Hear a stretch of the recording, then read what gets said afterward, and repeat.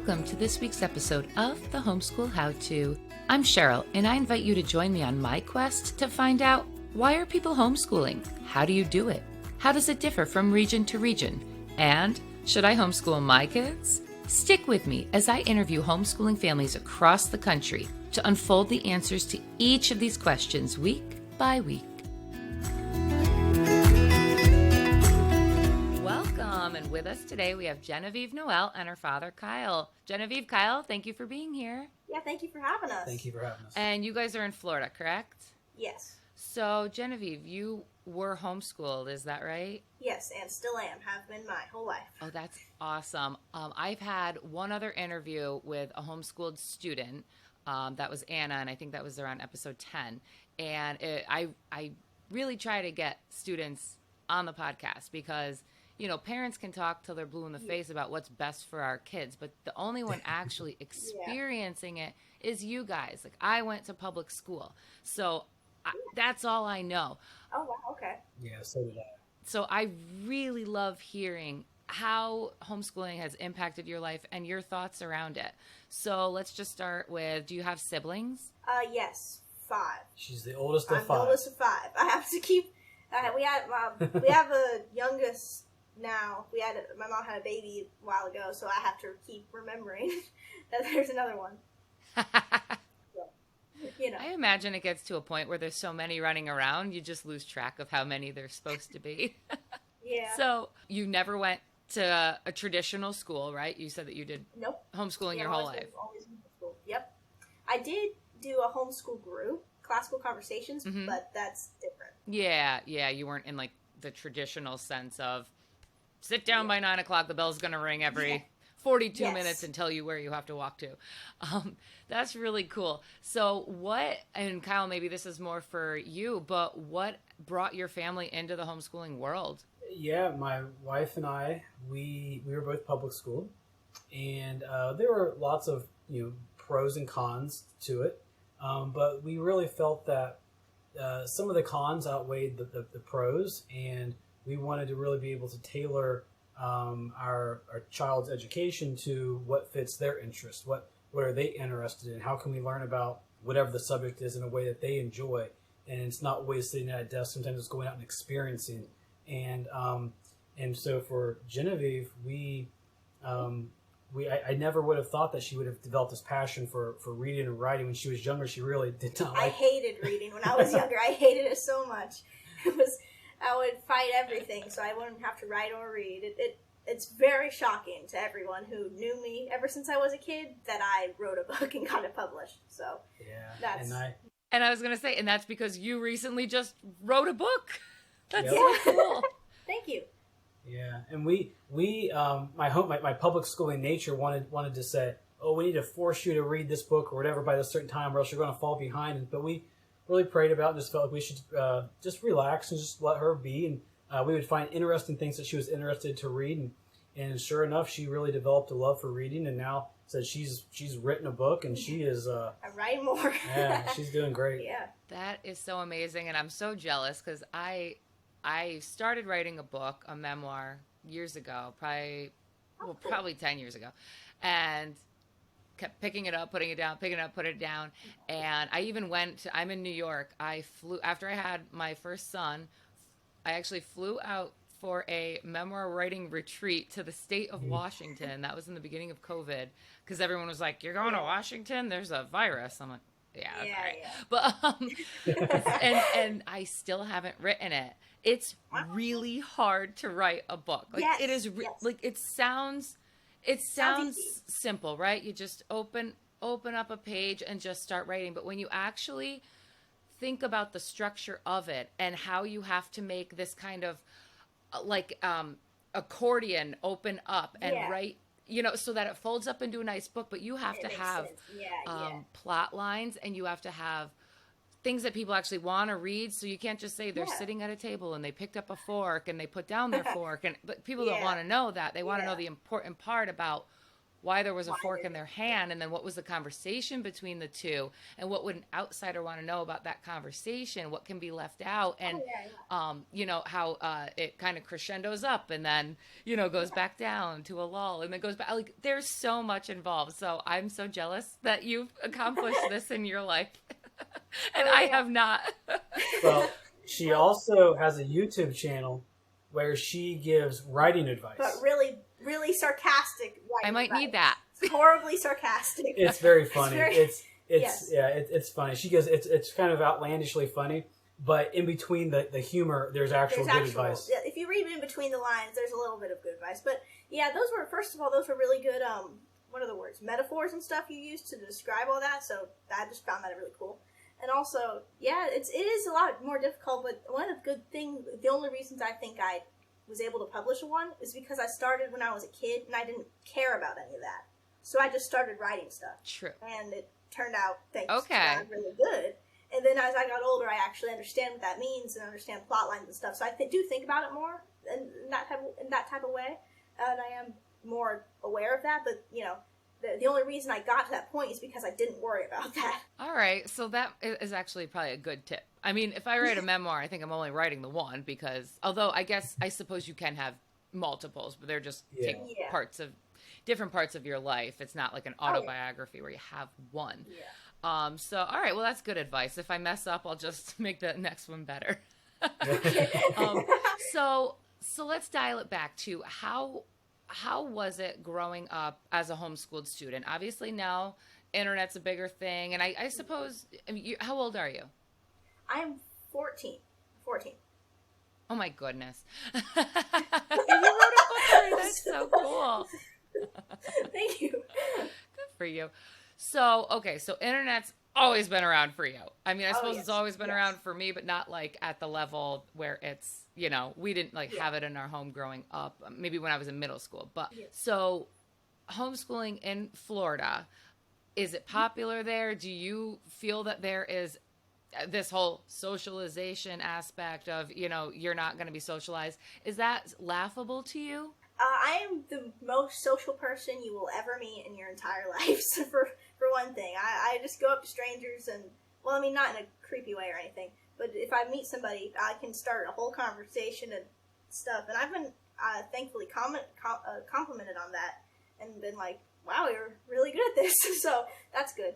But we originally were in Ohio, and the homeschooling is different there rather than it is here. It's definitely more, what's the word?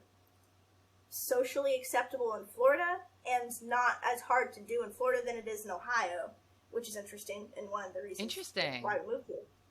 But yeah, I mean, I think it's just a lack of information that a lot of people think that because public school's been around for so long that homeschool is just, well, homeschool's first, ironically, and then public school, and then homeschool again. So, I mean, I don't know. I'm a very social person, so I find the whole not going to be social if you're homeschooled is kind of laughable to me, but yeah. Yeah, I think I'm at the point now where, because I just started homeschooling my son, he's 5, and so it would be the kindergarten level. And we're only, you know, a couple weeks in, and we don't have enough room in our schedule for all of the homeschool groups that we'd want to do. And, you know, this co-op is starting up because the one in the town over is at capacity. And so, you know, there's so much. It's just kind of hidden under a rock, really. Like, you don't know it's there until you lift the rock up and see it and look for it. So, so did you like being home, or do you like being homeschooled? Yes. I know it's so general, but just I would not survive in public school. I know that for sure because I talk a lot during everything, and I ask a lot of questions, which isn't really something you want to do in public school. You have to listen and sit still, and I'm not good at that. So, and I'm not good at I can do a lot of things. And I can stick my mind to it and get it done only if I want to do it. And there's a lot of subjects that I would have been forced to do that I don't want to do. So, you know, I'm very happy being homeschooled. That brings up a good point. Okay, so when I started getting into this homeschool world, and I think most people are under the impression there are certain things kids and people in general need to know by certain grade levels. Or else, I don't know, the atom will explode or something. Like, if you, and after interviewing all of these families, I have come to the conclusion that there is not a set of criteria that anyone has to know by any certain age or grade level. Is that right? And you can still make a good living, whether you want the college path or not. Yeah. You can make it and survive without knowing, calculus or, whatever it was for the SAT or, the Iowa test I think we have here in New York. So is that kind of how you guys see it as well? Yeah.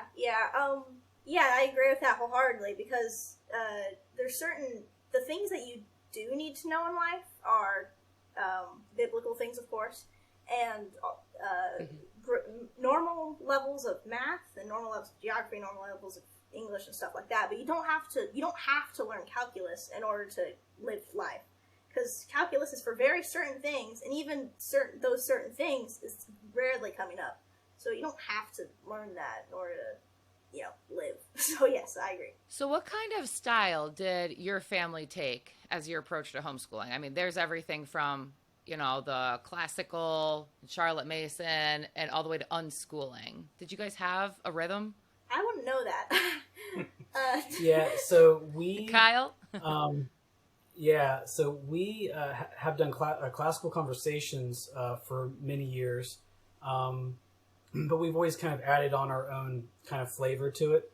And I wouldn't say it's an unschooling type, but we're very open to trying to learn with experiences and trying to ask questions to figure things out. Yeah, fit the curriculum to what each person's interested in. And I would imagine that's got to be hard, especially when you have 6 kids. At what age are they taking the lead? Yeah, someone described it as a school bus mentality where everyone's on the bus, and as you're driving along, the younger kids will get off first. Yeah. And then the older kids will maybe go a little bit more in depth and keep them, Okay. And then we'll. So that's kind of how we do things. That's cool. And when you're doing it and you don't even know, that's part of the beauty of it, right? See, she wasn't even aware that there was a whole practice to this. I didn't know, no. All right, so that's really cool. I don't know if this is maybe for Kyle or Genevieve or both. Maybe you both have different viewpoints on this. But as I'm getting into it and actually trying to sit with my son, and, he's learning, we're trying to learn the letters and the phonics and the reading part. Yeah. So to me... Yeah. I feel that has to be done. I know that there's other homeschool families that are just kind of like, let it wait and let it happen when it happens. Yeah. And I think that's awesome. But I feel like if I don't do something our whole day and then our whole year is going to go by and then I'm going to be like, crap, we never did anything and he doesn't know anything. So I feel like I at least want to give him a solid foundation. But how do you handle the hard days when the kids are just in all different directions, don't want to pay attention, don't want to listen? Like, I mean, for example, it's raining today. I made my son put on a bathing suit and go running outside. And I was like, just keep running till I tell you the time's up. Because he was so energized, which was cool because, we got the ability to do that. But it's like, how do you have ways to manage this? And as the student, how do you get through the stuff you've got to get through when you just, I don't know, you don't want to listen to your parents? I've never really felt in such a way that I don't need, that's not true. I feel like there's some things I don't need to know, even though I do need to know them. Like, when I was younger, reading was one of those things that I felt like I didn't need to know, and surprise, surprise, I wrote a book, so that actually didn't turn out to be true. But, I wouldn't know about the first thing, but as a kid who sometimes math isn't my favorite of subjects, I don't enjoy it the most of all things, just have to get through it, I guess. I don't know. Just I like to listen to music and do it, so I just get it done. Okay, so maybe I should put music on. Yeah, different people learn in different ways. Some people like music. Some people like to be moving while they're learning. Yeah. Some people like quiet. Need to be very quiet, and so sometimes we'll try to set up the environments for each person.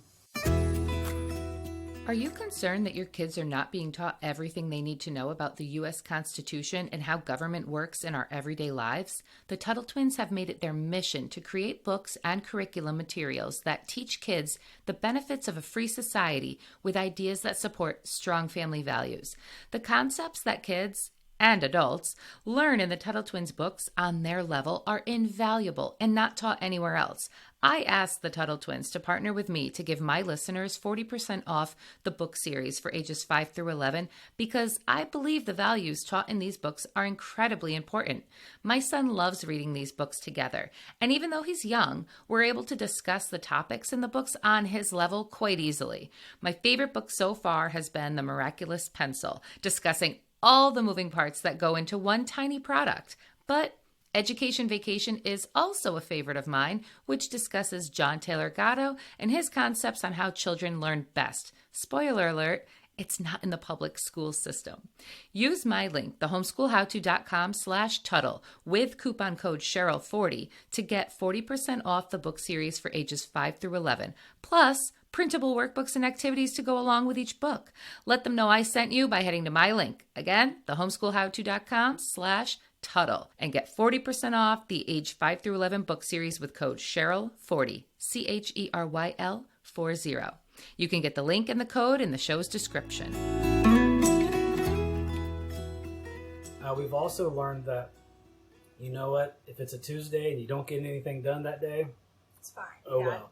Although Whatever we day do is try to accomplish at least something each day, even if our agenda might be 5 subjects and we only talk about how to load the dishwasher. Yeah. Well, at least we've learned that today. Yeah. All right, yeah, and I guess, I mean, there are days that we take off and do other things. There's just this fear, I think, in the beginning for a Yeah. homeschooling parent to say, if I don't get on a schedule with like stuff we need to know or should be learning or doing, then it's all going to fall by the wayside. Every day I'm going to have an excuse. And, and Yeah. there's such a fear of failing when you're stepping into it and it's your very first time, since we didn't grow up homeschooled, my husband either. And it's a big change. Oh yeah, I could imagine. Yeah, I mean, I was a kid at the time, so I didn't really think of it like that. But now that I'm older, and I'm watching my younger siblings do the same thing that I did when I was a kid. I'm realizing that type of stuff too.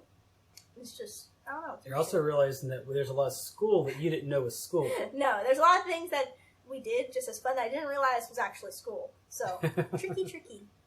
Yeah, and when I think of the kids now that are, down the street is where the school is in our town, that are just sitting in class and learning. Like, they're still there learning from the time that my kid was still asleep this morning. And now he's done with what I wanted to teach him and work with him on, and he's off at his grandparents' house so that I can do this. Yeah. When you just think of all the time in your day that is used up to stand in line and, okay, we'll wait for directions to go to to lunch now. And now we're going to go to gym class. Okay, well, gym class is an entire hour. Maybe it's 30 minutes or whatnot. Yeah. But, I mean, all it took was for me to be pretty much 3 minutes of him just go run. And then, obviously we do sports and other stuff too, but he just needed to get energy out. So it is, the more I'm experiencing it, the more I'm like, I can't believe people actually sit in a building all day long. Like that I did that for 13, well, and even in college, like 18 years. So that is cool. So what sort of subjects did you like learning about the best? And were there times that you started a subject and were like, I don't really feel that I want to learn about this any longer? And how did you guys handle that? For me, my favorite subject is, now it's reading, of course. Before it wasn't, but it's always been history. I've always really liked history. I still do like history, which is one of the reasons I wrote about a time machine, so that I could write about history, which is pretty cool. I did like math as a kid, but the harder it's got, the more I've disliked it. So, I would imagine the math, you kind of have to, okay, these are the things that we have to learn. What about just the things that are, like, for instance, my son last night said, how does a picture work? Like taking a picture in a camera.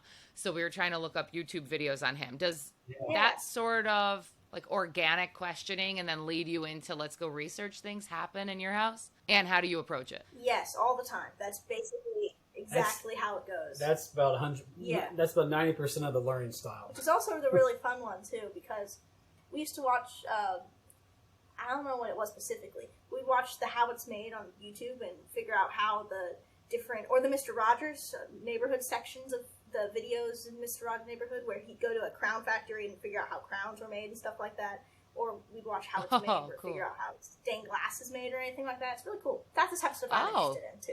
Yes, I have.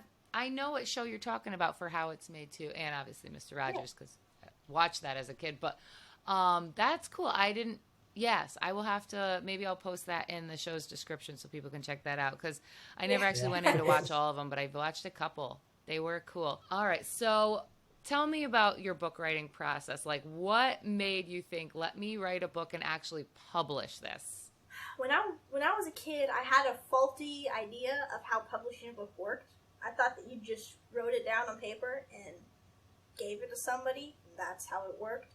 So as a kid, I just took a piece of paper, folded it in half so that there were 4 pages, so to speak, 4 sections, and I do that for each chapter.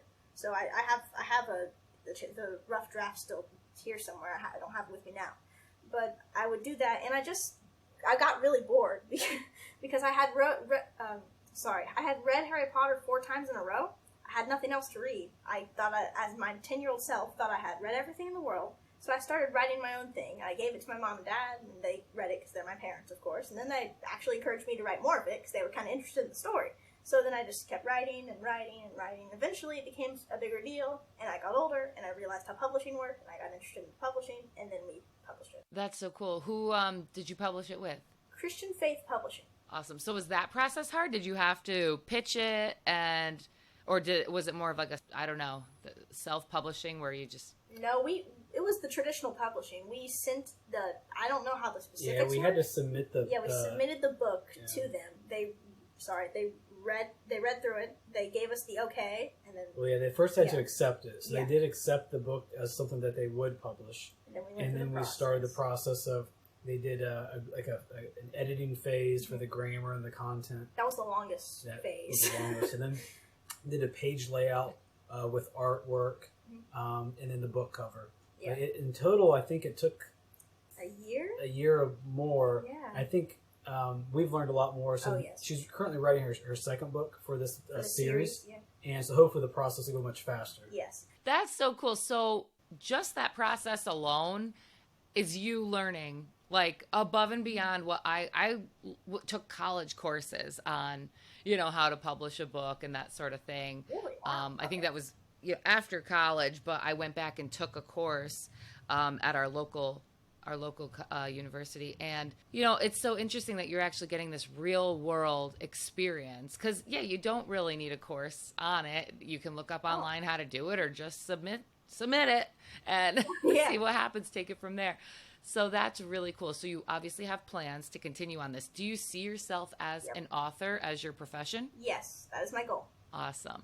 So, all right, how do you guys feel about, like, college and the university thing? And I'm not coming at this in a judgmental way, because I'm now to the mindset of I'm not preparing my son for college. What I want him to know is actually like survival things, like the trades, you know, can you grow food? Can you, that sort of stuff, things that you don't necessarily need a college, or definitely not a 4-year degree for. Not that that's bad either.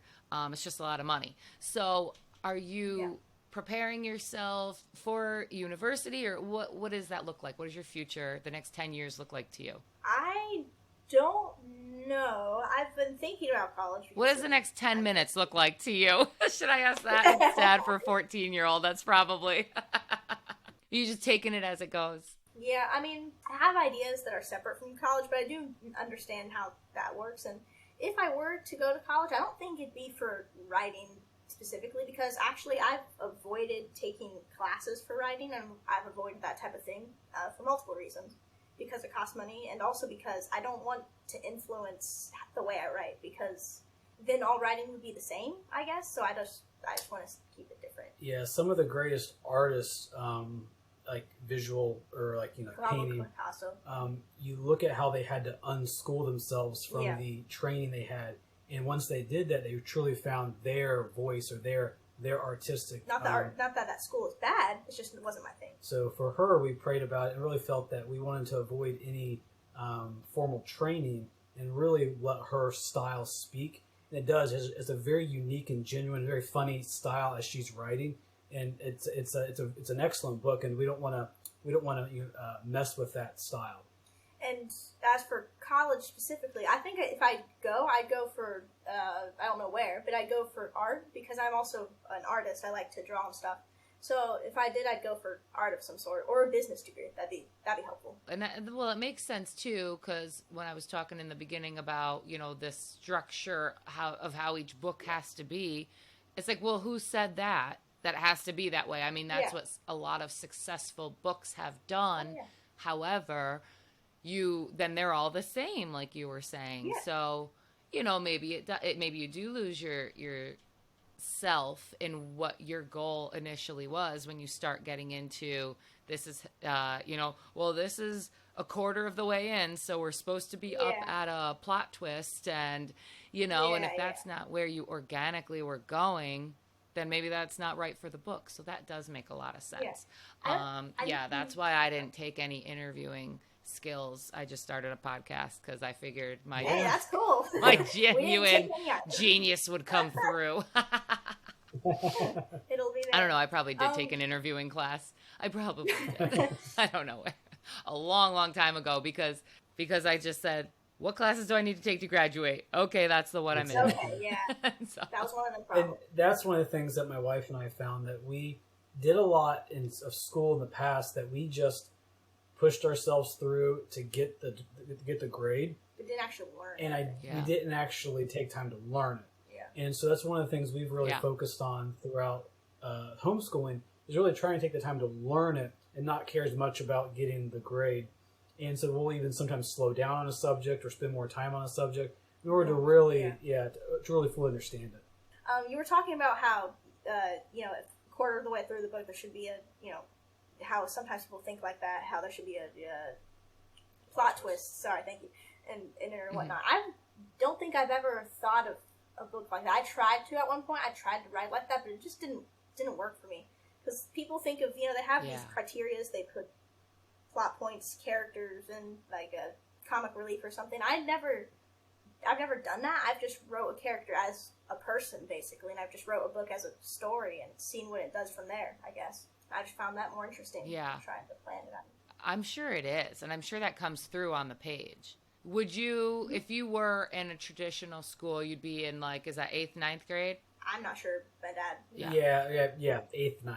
Okay. Yeah, and so, so this is me asking from someone who was public schooled, but you might have a different perspective because you don't know kind of what you don't know. But the question where I'm leading is, do you feel that you have missed out on things like, school dances or field trips or, Halloween parades, little things like that we look back as adults that went through it, and I don't even think they were all that great at the time, but they're these staples that people tell you are important. So I think we're just trained by society to think that they are important. How do you feel about not doing those types of things, or do you do them but in a different fashion? We do field trips. We go to places a lot. We've done field trips before. We actually went to the Sally Corporation, the corporation that makes robots and stuff. They made the animatronics for Jurassic Park, actually. It was really cool. But for other things, no, I don't really care about dancing or prom or any of that. So no, I don't really care.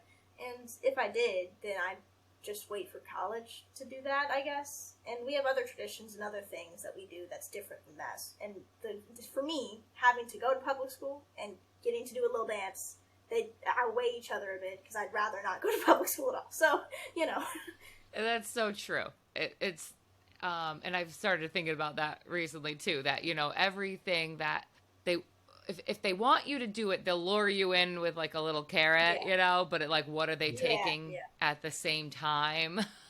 They're taking, they're making you kind of out to be more cookie cutter. And I mean, that's just my experience. I don't ever remember being, asked about my particular interests and then put into classes that go with that interest. It was more like, well, this is what will fit in your schedule. So let's get let's put you in shop class. And meanwhile, I'm like, I like ballet, but but shop fit with the time frame I had. So that's where I went. But it is funny. So as a kid, I worry about, is my child going to resent me because I don't, he's not going to have these traditional football games. And you're saying as the student, you really feel that you're gaining a lot more from homeschooling, right? Oh yeah, because I can't say for certain, I guess, because I'm not doing that. But if I was public schooled, I wouldn't have published a dog in time because I wouldn't have had time to enjoy reading. I probably would have been pushed into reading, so I wouldn't have liked it in the first place. I wouldn't have had time to write a book. No, I wouldn't have had time to do anything that I did, and I probably would have given up on it very early on. So I feel like I'm gaining a lot more from homeschooling than I ever could in public school, personally. Yeah. And now what do your siblings say about you publishing a book? Do they get the magnitude of that? Yeah, they've been very supportive. They're really sweet. They like it a lot. My youngest sister and my younger brother, they both read it all the way through, and they really liked it, and they're excited for the second one. They're all very sweet about it. Do you have a summary of it? I do on the back of the book that I could read out loud if you want me to.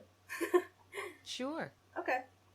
Rover, Butch, and Rick are just normal Jamestown, Ohio dogs until they learn of the time machine that their owner has been building for the U.S. government. They accidentally stumble into the time machine when they confront a thieving, murderous band of dogs who call themselves the Stray Crew. The dogs chase one another through time as they each attempt to return home with possession of a powerful weapon called the Power Saber. Along the way, they find new friends and adventures around every corner to these new, to them, timelines. They encounter pirates, hunters, dinosaurs, dragons, and knights, while all chasing the Stray Crew. Will they make it back to their worried owner and return to the time machine and themselves home safely? Will they be able to band together with their new allies to save the world? And in all their adventures, a treasured friend might leave them. Twice. That's the story on the back. Ooh. So what age group is this for? I get asked that question a lot, and I don't really know how to answer because it's, for me personally, there's not a writing age group specifically that this could be for.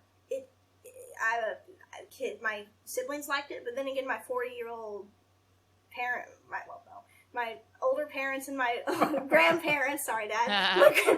Edit that out. My grandparents. Edit the age out. My 6-year-old grandparents have liked it too, and they're a lot older than kindergarten kids. So I would say it's a classic family novel. Yeah. It's a good read aloud for younger kids. I'll say. Yeah. But for the pick it up and read it yourself, you're really talking like 8 years old, 9 years old, and kind of like that 10-year-old, 12-year-old kind of the sweet spot. Okay. So it's got like the Harry Potter kind of age to it. Sort of. Like there's stuff in it for everybody. Oh, that's cool. So it's how many pages is it? Just to give us an idea of like what we're dealing with. 206 pages. Oh, good Lord. Wow. Wow. I'm just so impressed. That's well, do you want to That's awesome. Here's the crazy part. Do you want to know what the second one? Because I'm currently writing the rough draft of the second one on computer. Do you want to know how many pages that one is so far? Yeah, let me guess. 486. 588. No way. That's amazing. Oh, it'll probably double as a novel. It'll be 1,000, I think. Because this doubled. It was 70 something. And then you had to keep writing more as they had critiques. No, it's just that the layout was different and that we had added pictures. I just ordered my copy of A Connected Christmas from Treehouse Schoolhouse. Lindsay, the creator of Treehouse Schoolhouse, who I interviewed in episode 21, writes, I have always wanted the Christmas season to be beautiful and nostalgic for my children. My desire for this season is to mark their hearts with traditions and give them warm memories of togetherness in our home. Most of all, I want the Advent season to draw them to their Savior. Out of these desires, A Connected Christmas was born. I mean, come on! Who doesn't want that for their kids? How nice does that sound? So what is included in A Connected Christmas? Well, it comes with a 42-page teacher's guide with weekly grids, daily lesson plans, recipes, and handcraft instructions. I'm pretty sure handcraft is just fancy for arts and crafts. And then it comes with a set of student sheets with scripture, artwork, poetry, and hymn display sheets for copywork. And then you also get a narration notebook. Now you can get this with a digital download, or you can purchase the hard copy. And really, it's just a 3-week Advent study designed for the whole family. So whether you make this part of your morning routine or something that you guys do after dinner, it is such a beautiful way to bring these warm memories to the Christmas season for you and your family. A Connected Christmas is an invitation to gather your family and celebrate beauty and delight through festive carols, stories, poetry, art, baking, and handcrafts. It's about family and it's about Jesus. It's about connecting hearts to the heart of Christmas. To purchase your copy, just go to treehouseschoolhouse.com/the Homeschool How-To podcast and use the Homeschool How-To podcast to get 10% off your entire order. Or you can go to the show's description and click on the link there using promo code the Homeschool How-To podcast. I really hope you enjoy. Thank you for listening. Because my dad and I hand drew all the art, and there's pictures in it. So it just changed the layout and made it bigger. So you did the illustrations as well? Yeah, me and my dad did it together, yeah. It's all hand-drawn, too. Oh, what a special bonding time, too, and something you guys will always have out there, like your little imprint on the world together. Yeah. And while you two are busy doing that, Mom's homeschooling the other 5? Yeah, she was also edited all of it grammatically and stuff before we sent it over to the publishers. So, oh, that is so cool. So we went down to Orlando to a homeschool convention. Oh, yeah. This past May, I think it was.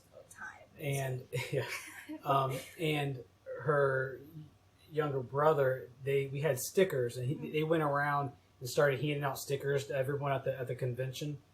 And so it was a whole family ordeal. So the younger kids helped to promote her book, and several people even bought her book because they got the stickers. Got one of the stickers, and so it was a fun time. Oh yeah. Oh, that's so cool. Now, do you get to do a book tour? We tried to, but we haven't got to it yet. We hope to do some. We're going to do some local things, and we were thinking about doing like one across the southern, southwest of the United States. We had to cancel this one, but maybe in the future we'll do it. Oh yeah. Yeah, because I imagine that would be a fun part and a really good homeschooling kind of treat for everybody. Let's visit this national park while we go here for the book tour.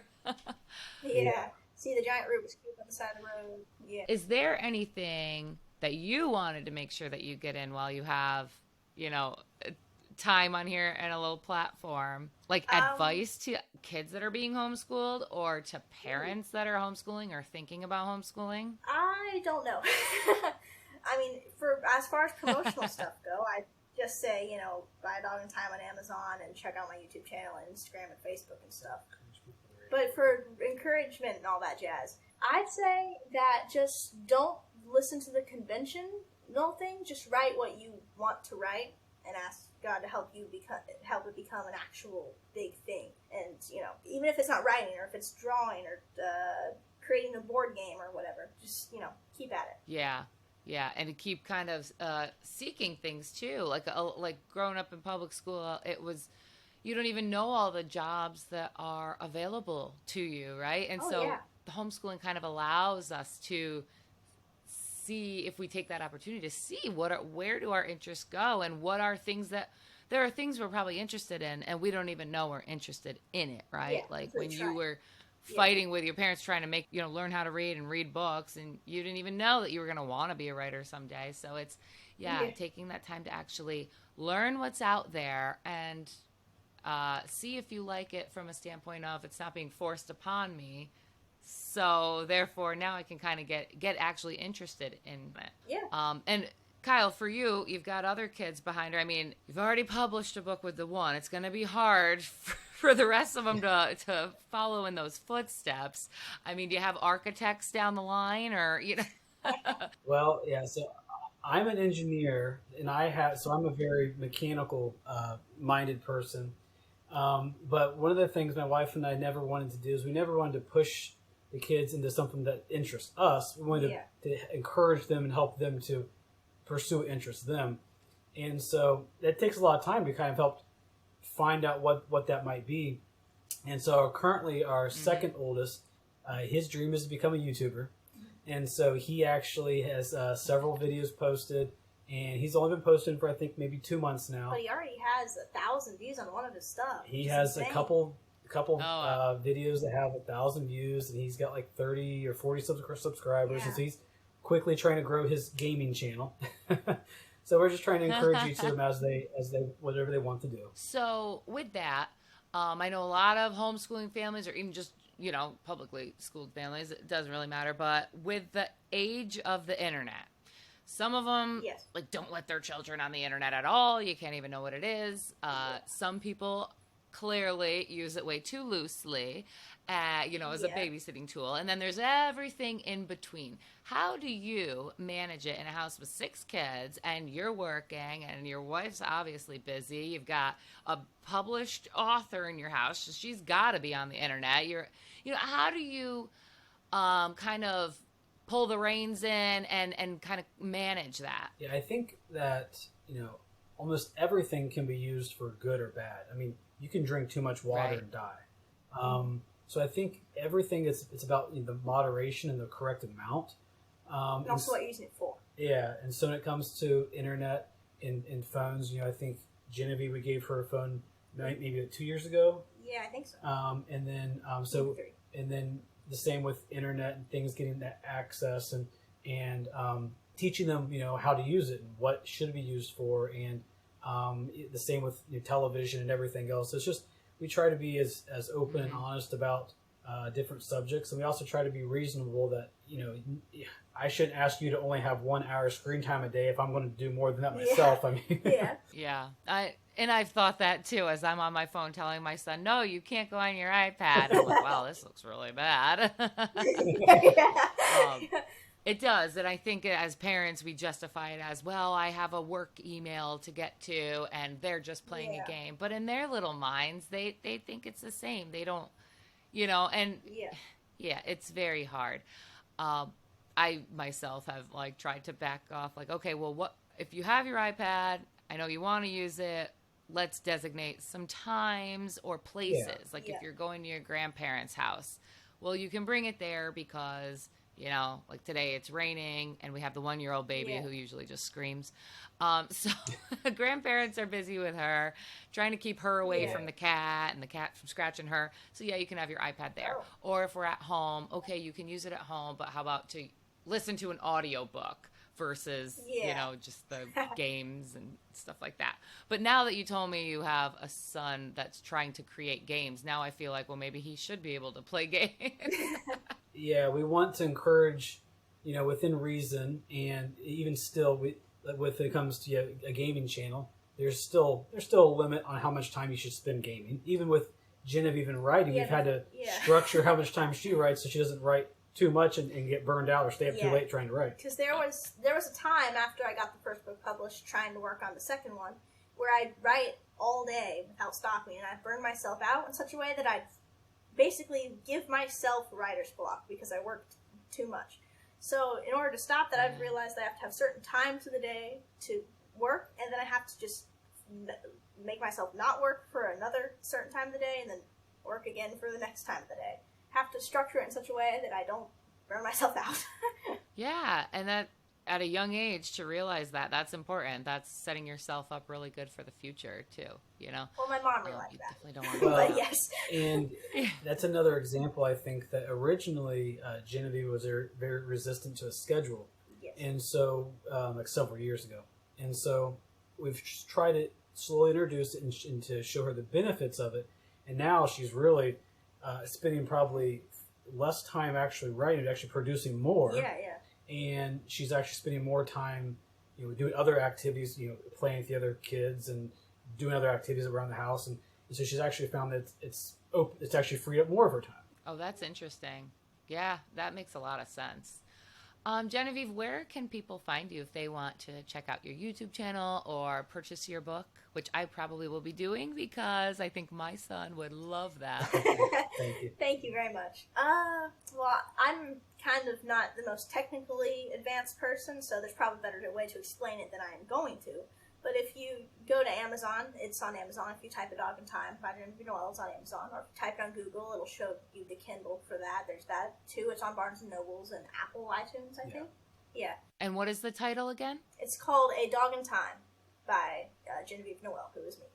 A Dog in Time by Genevieve Noel. Okay. Yeah. She's also on Instagram Yes. and on YouTube. on YouTube. And like I said, her YouTube videos are how to poorly write. Yes. And they're very funny and a lot of good humor. How to find those is a lot harder because you have to type in at Genevieve Noel author, and then it's that shows up because that's how the YouTube algorithm works and all that jazz.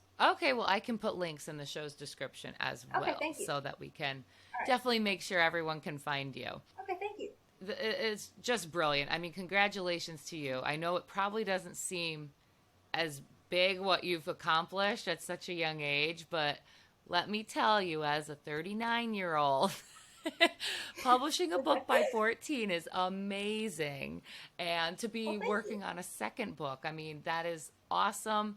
Congratulations to you, and good luck to everything that you set out to do in the future. And Kyle, good job on the parenting, your wife as well. Well, thank you. And I want to also encourage you, just talking with you for a short I period of hope time. you get your memoir done. Well, that, and I think that you're doing the right thing when it comes to homeschooling, that you're asking the correct questions. And one of the things, because we've gone through the same exact thought process that you're going through with the kids, especially entering that public school age, is what do I do? Am I doing enough? And that was something that we've even still, challenge ourselves with daily. But I think sometimes it's just slowing down and enjoying, and also trying to accomplish one thing a day. Sometimes that will accomplish a lot over a year. That is good advice. So just bring it back to one thing. Even if the curriculum booklet says this is day, 17 and we don't get to it, it's still okay. He's not going to flunk out of life. Yes, yes. Yep. Oh, awesome. Thank you guys so much for joining us today. This has been such a for cool experience, and to hear about this, and I'm going to link everything in the show's description. So I hope people check that out. Good luck to you. Well, thank you. Yeah. Thank you very much. Thank you for tuning in to this week's episode of the Homeschool How-To. If you've enjoyed what you heard and you'd like to contribute to the show, please consider leaving a small tip using the link in my show's description. Or, if you'd rather, please use the link in the description to share this podcast with a friend or on your favorite homeschool group Facebook page. Any effort to help us keep the podcast going is greatly appreciated. Thank you for tuning in and for your love of the next generation.